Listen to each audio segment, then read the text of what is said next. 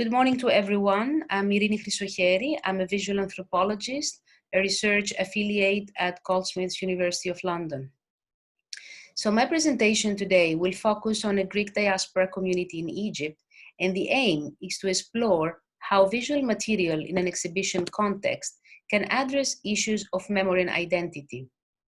The community under discussion is the Greek community of Alexandria, a historical entity with claims of exceptionality grounded on a shared understanding of a long and glorious past. As the process of organizing the exhibition will show, most members of the community identify themselves as the safeguards of a distinct cultural heritage, tangible and intangible, which captures the essence of their unique identity as Greek Alexandrians. But let me first briefly give you the historical background of this community. Greeks started settling in Egypt in the early 19th century when Egypt was still a province of the Ottoman Empire ruled by Muhammad Ali Pasha, who had set out to modernize Egypt and stimulate trade by attracting Europeans to the country.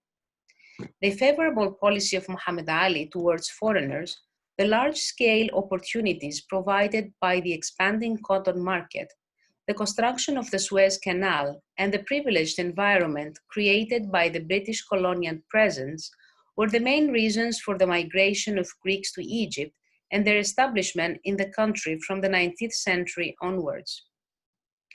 In the early 20th century, almost half of the Greek population of Egypt settled in Alexandria. Out of all the non-Egyptian groups that lived in the city, British, French, Italian, Jewish, and others, which formed what the traditional literature describes as a cosmopolitan society, Greeks constituted the largest community, having the most distinctive and significant institutional presence. The most influential association in terms of political, economic, and cultural life was the Greek community of Alexandria, which was responsible for providing for the community's education and welfare. With donations from wealthy benefactors, the community was quickly complemented by supporting institutions that were necessary to meet the needs of the community and preserve the ethnic and religious identity of its members. Owing to the development of a strong network of solidarity, all Greek Alexandrians, regardless of their economic status in the local social hierarchy, benefited from a privileged quality of life and enjoyed a social, cultural, and economic status and a standard of living well above that of the native population. Education, entertainment, the arts, health services, social services were accessible to all Greek Alexandrians. However, the stability and continuity of this lifestyle were disrupted by the political and economic reforms that followed the Egyptian Revolution of 1952. Nasser's nationalization policy in particular had a dramatic effect across the community.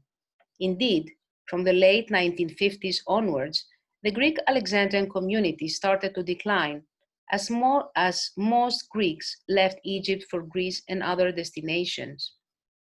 Today, the Greek Alexandrian community has approximately 300 to 400 members who belong to different age groups, socioeconomic strata, and due to marriages with non-Greek Alexandrians, they have diverse ethnic and religious background.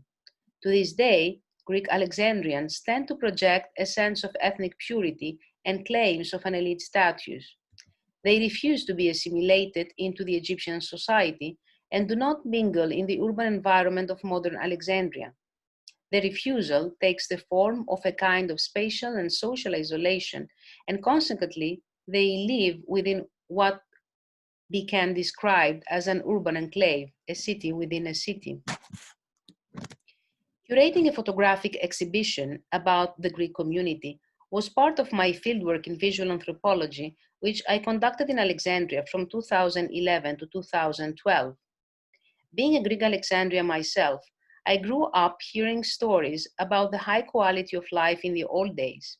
Yet, my own experiences as a child and young adult in the 70s and 80s were of a different way of life, which, though less privileged compared to the past, was very rich in community activities that reflected the transformations and continuities in the everyday practices of its members. So in an attempt to explore how the members wanted their community to be represented and what set of stories they wanted to tell about the past and the present, I decided to organize a photography exhibition in collaboration with the community. And it was the cooperative process of collecting the material as much as organizing the exhibition itself, what kinds of photographs, comments, and information people presented, what choices they made, and so on, that provided some insights into the kinds of narratives Greek Alexandrians wanted to provide as part of their story. By creating a collaborative exhibition, I wanted to introduce a two-way process through which the community members would be regarded as people whose voices and opinions would be integrated into the project. In my case, the exhibition was an independent project sponsored by the Greek community and put under the auspices of the General Consulate of Greece. Therefore, it was small in scale and avoided the complications that can arise in large-scale projects funded by major institutions such as museums. However, while it was conceptualized as a collaborative project reflecting on the community's identity, this didn't dismiss the fact that it was still curated by me, who had the final say in making all of the exhibit's major decisions, and in some cases, who had challenged the dominant narrative of the community. The process of preparing the exhibition raised many questions which shaped its form, content, and meaning. For example, the choice of images, the languages used, the different perspective presented in text, etc. During this phase, I was surprised by the fact that even though the community supported the event financially, thus becoming its official sponsor, there was never any kind of intervention from the board members as to what content or design this exhibition should incorporate. Instead, I was left free to take any decisions I wanted. This could be attributed to the fact that it was an insider who organized the event, therefore, a trusted person who knew what was appropriate to include. I would also argue that this attitude might be due to the fact that the superiority and importance of the Greek community are considered indisputable in the public narrative. A positive portrayal would therefore be taken for granted. In planning the exhibition, I presented proposals to Alexandrian Greeks for decision rather than formulate them jointly at each step. The process was more an exercise in dialogic editing than a joint development per se, and it fit into the long-term ongoing relations I had with the members of the community. However, what was striking in this process was that even though I had never intended or implied, most members of the community were convinced that the project's aim was to create a historical exhibition. There was a consensus that the exhibition should present photographs that depicted the community's glorious past. The clear preference for pre-Nasser era photographs seems to suggest that Nasserism continues to represent a critical point in the life of the community. In contrast to the older generation, who were willing to contribute given the exhibition's historical nature, younger members of the community were generally not interested in participating. Many expressed the belief that they had very little to offer, as they found it inappropriate to display recent photographs alongside the old ones, because they thought the present was not as interesting as the past. Nevertheless, they still welcomed the project. The collection and development phase lasted 1.5 years and enabled the creation of a rich palette of images which set the tone and content of the exhibition. The visual material provided was mainly black and white photographs representing different times, occasions, and people. The photographs came from the private collections of my interviewees, and the content of the images was quite diverse. The majority had themes related to school days, athletic events, hobbies, social life, and trips around Alexandria. The final exhibition consisted of approximately 250 photographs.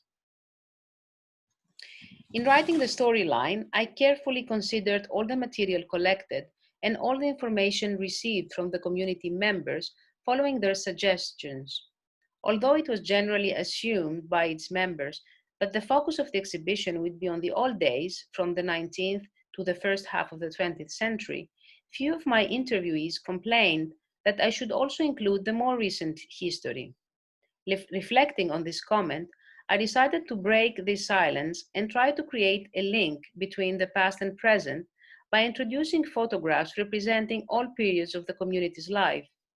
Showing only historical photographs that would emphasize temporal and personal distance was not the kind of visitor relationship I hoped to encourage in this exhibition. I wanted to offer viewers a story that would assign value to not only the community they have lost, but also the community they live in today. The idea of continuity was highlighted in the title of the exhibition, which was named Alexandrian Greeks, A Voyage in the Past and the Present. In general, the exhibition generated positive feedback from guests and visitors who were not only inspired by the celebratory tone of the exhibit, but were also delighted to see so many familiar faces in the pictures. Wondering why people had been so excited by the exhibition and why they felt I had given them hope, I started thinking about the way I had structured the storyline. I was surprised to realize that the exhibition made no reference to sad or traumatic events. In an effort to reflect back to the community the positive image of everyday life that they wish to cultivate, I had excluded from the narrative the political events of the 60s, the departure of so many Greek Alexandrians, and the beginning of the process of the community's decline. None of the visitors to the exhibition noted their absence, and none complained about those omissions. In fact, I was never even given any photographs from that period, and it was not clear whether this was because such photographs do not exist or because contributors did not wish their personal records of those days to be exhibited. Nevertheless, by excluding those crucial events from the recent history and by showing photographs of joyful moments from everyday decade, the exhibition created a feeling of a smooth transition from one period to the other. One aspect that the exhibition highlighted was a strong generational gap. Through the exhibition and other related activities, it became quite clear that the main preoccupation of the community leaders was not only how to hold onto this golden age, how to preserve this heritage, but also how to transmit it to the next generation. But the younger Alexandrians do not share the views of their elders concerning their heritage. Instead, the past appears to haunt many of them, and they accuse the leading members of having adopted a backward looking ideology. The most common reaction of younger people to the ideal of the past can be summarized in the following comment by one of my informants. We cannot stand listening to stories about the past anymore. The past is chasing us wherever we go. It is attached to us like a sticker. But the fact that the younger Alexandrians reacted positively to the presentation of old community photographs in the exhibition reveals that although they may oppose to the use of this particular narrative about the past, this does not necessarily mean they are opposed to the past itself, but rather to the way it is being articulated and used by community leaders. As mentioned before, although the approach was collaborative, I made some choices as a curator that challenged the dominant narrative of the community leaders. One of those choices was to exclude from the exhibition storyline the great benefactors who literally built the community, but also to exclude the famous Alexandrian poet Konstantin Kavafis. The lack of any reaction from the audience can be partially attributed to the fact that the exhibition took place in a 100-year-old building erected by one of the community's greatest donators, Emmanuel Benakis, while the space where the exhibition was held bore a copper plaque at the entrance proclaiming it Konstantinos Kavafis Hall. It's reasonable to assume that the public didn't need additional reminders as they enter these buildings on a daily basis and so experienced their history. But this lack of reaction raises another very important question, which can be answered by considering the exhibition in terms of its addressivity. To whom was this exhibition addressed? When preparing the posters, invitations, and texts, I opened up the issue of the language to be used. The immediate reaction was, Greek, of course. This is an exhibition about the Greeks. No one expressed the slightest desire to show and communicate its history to other nationalities living in Alexandria, not to mention the Egyptians. Obviously, this was an exhibition devised from within the community for an audience consisting almost exclusively of its own members. It was addressed to the community itself. So the important question here is, would these decisions concerning the exhibition's content and presentation have been the same if it was destined to be shown to a different audience, or to put it more correctly, to be shown in Greece to a Greek public? The advantage of organizing an exhibition, in addition to other anthropological methods, is that it proved to be a good way to get a sense of what constitutes this particular community, what belonging to a community means, what role memory plays, and how different people and different generations respond to these sorts of temporalities. Although the exhibition started out as a project that aimed to serve the needs of my research, and the plan was for the exhibits to be on display for just a month, it was still in place when I revisited the city 2 years later. Not only had none of the exhibits been removed, but also the community member had used the exhibition space as a venue for important events because, as some Alexandrians mentioned to me, the exhibition had become timeless. Those reactions a posteriori show clearly the deep concern people have for their own identity. While the exhibition started as a project that no one fully understood, after a few years, it became a site of memory for all, a point of reference, a visual representation of the history of the community, something to show and tell, this is we are. Thus, the exhibition contributed to producing the very discourse it was intended to investigate. Thank you very much.